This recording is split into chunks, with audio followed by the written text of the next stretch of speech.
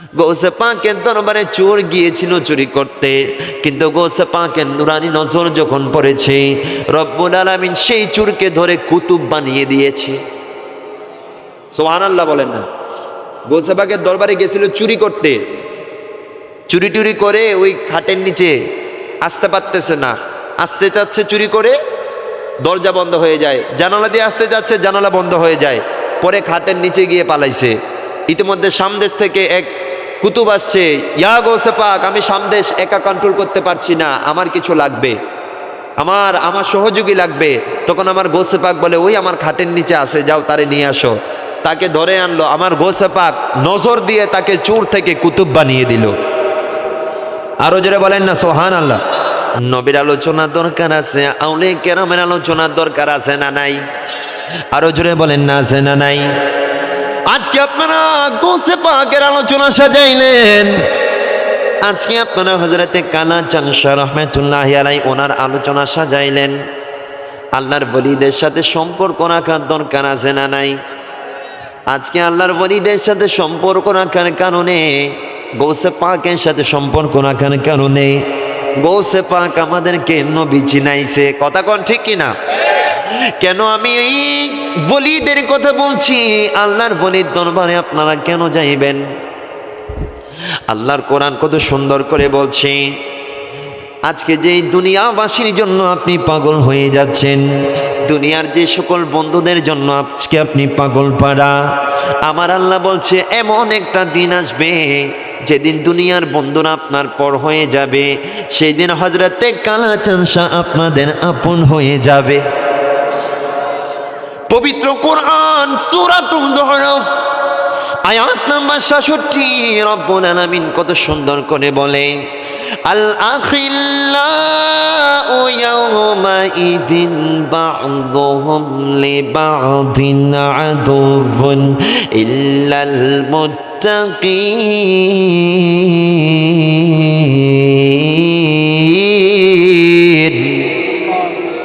জোরে পড়েন না আল্লাহু আকবার।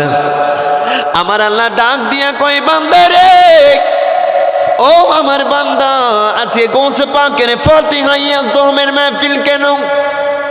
গৌসে পাকের শান ও মানের আলোচনা কেন?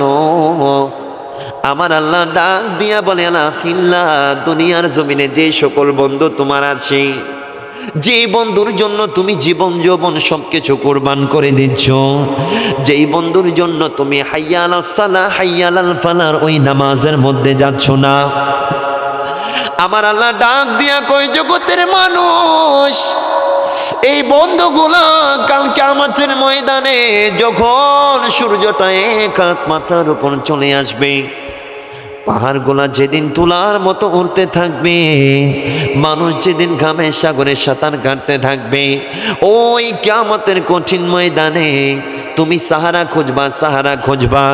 ওই দিন দুনিয়ার জমিনের বন্ধুরা তোমার শত্রু হয়ে যাবে। আল্লাহর দরবারে বললাম, আল্লাহ, ওই কিয়ামতের ময়দানে আমাদের বন্ধু লাগবে। আমার আল্লাহ ডাক দিয়া কয়, ইল্লাল মুত্তাকিন, আমার মুত্তাকি বান্দা, আমার ওলিদের সাথে তুমি কানেকশন লাগাই দাও। যেদিন দুনিয়ার জমিনের বন্ধুরা তোমার পর হয়ে যাবে, সেদিন আমার আব্দুল কাদের জিলানী তোমার আপন হয়ে যাবে। যেদিন দুনিয়ার জমিনের বন্ধুরা তোমার পর হয়ে যাবে, সেদিন আমার খাজা মাইনুদ্দিন চিশতি তোমার আপন হয়ে যাবে। যেদিন দুনিয়ার জমিনের বন্ধুরা তোমার পর হয়ে যাবে, সেদিন গৌসে আজম মাইজ ভান্ডারী তোমার আপন হয়ে যাবে। যেদিন দুনিয়ার জমিনের বন্ধুরা তোমার পর হয়ে যাবে, সেদিন আমার তৈয়ব শাহ হুজুর কেবলা তোমাদের আপন হয়ে যাবে। জোরে বলেন। এই জন্য আজকে কেন বলি দরবারে আসি, কেন বলি অলি বলি অলি আমরা করি।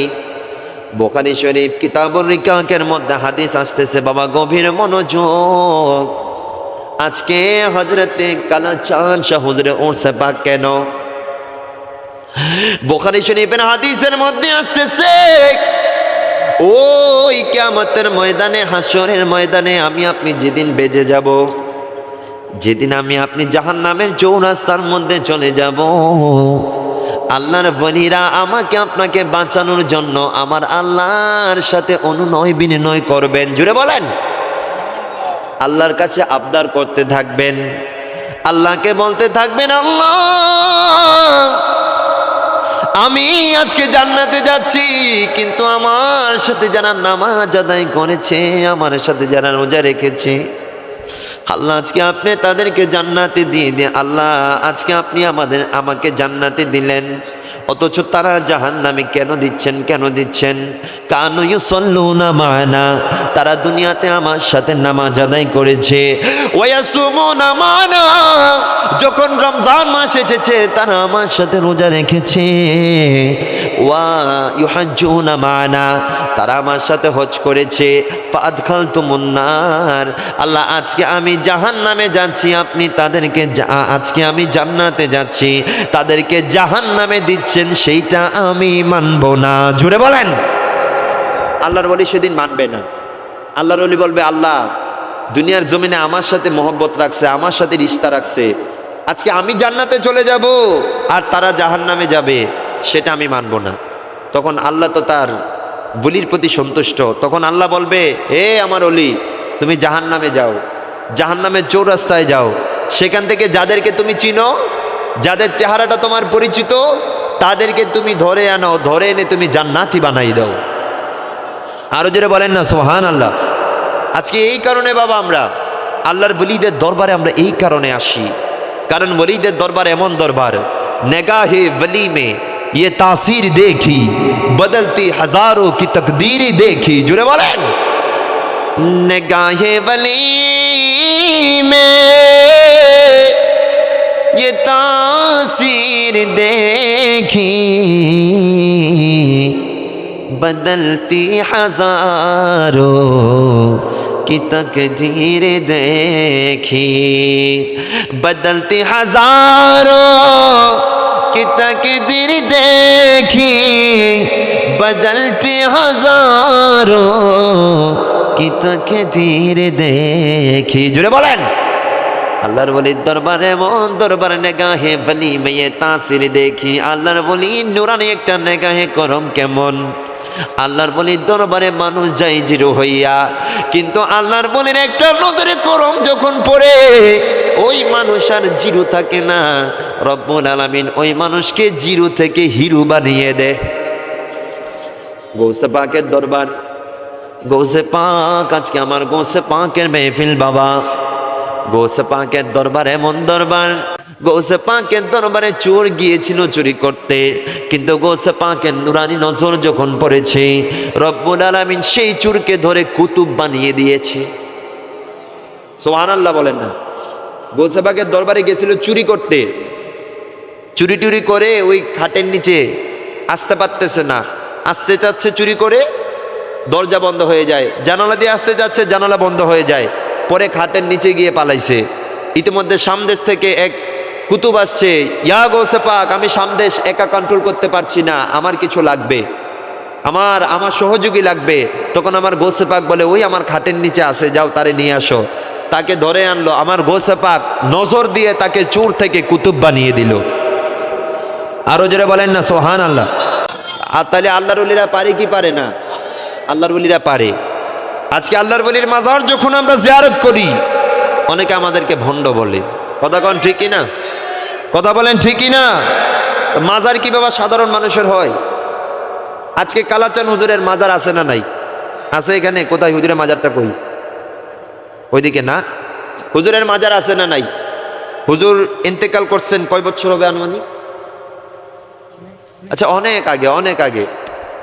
এই এত বছরে এখান থেকে কত মানুষ, আপনাদের বাঁশখালীর জালিয়াঘাটার মধ্যে কত মানুষ আসছে গেছে না? ওই কারোর মাজার হয়েছে নি? ওনার মাজার কেন হয়েছে? আমার শেরে বাংলা হুজুরের মাজার কেন হইল? আমার বাবা মোহসেন আউলিয়ার মাজার কেন হইল?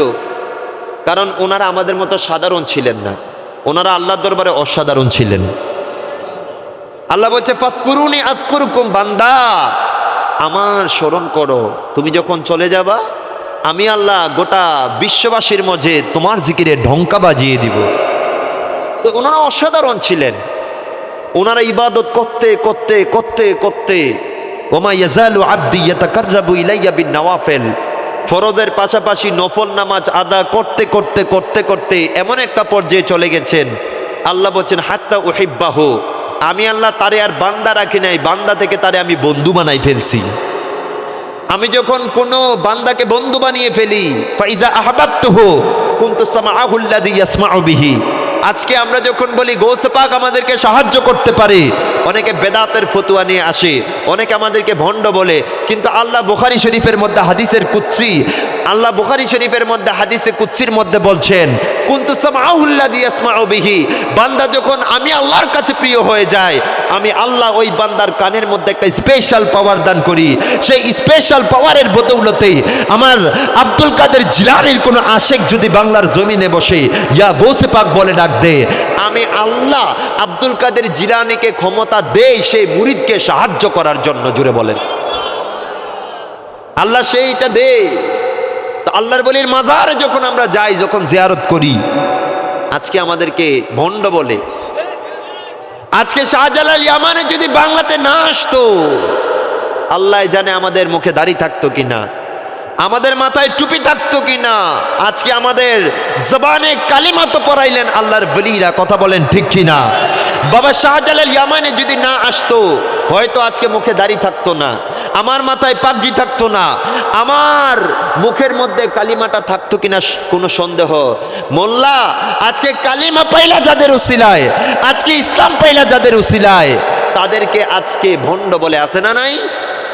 তাদের মাজার অস্বীকার করে, আছে না নাই? তারা অস্বীকার করতে থাকো, কিয়ামত পর্যন্ত মাজার ছিল, আছে, থাকবে, কথা বলেন ঠিক কিনা। আজকে মাজারের দলিল দেওয়ার জন্য বাবা বেশি দূর যেতে হবে না। মাজার কার আছে? মাজারের দলিল দেওয়ার জন্য সবচাইতে বড় দলিল হচ্ছে আমার মদিনার কামলিওয়ালা নবীজির নুরানি রওজে মুবারক। জোরে বলেন।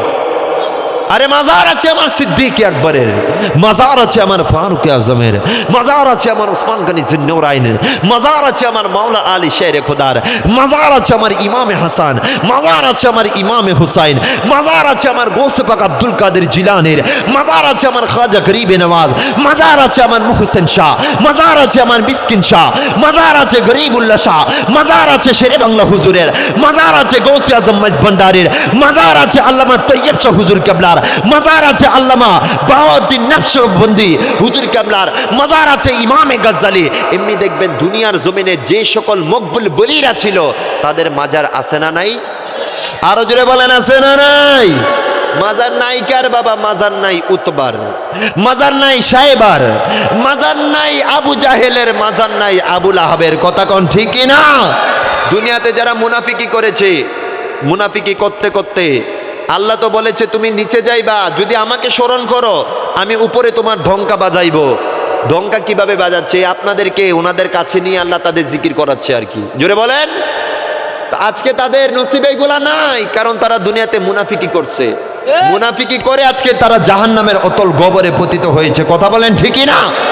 আল্লাহ আমাদেরকে বোঝার তৌফিক দান করুক, সকলে পড়েন আমিন। আমাকে যে দুইটা বিষয় আকীদা সম্পর্কে যে দুই চারটা কথা বললাম মনে থাকবে ইনশাআল্লাহ।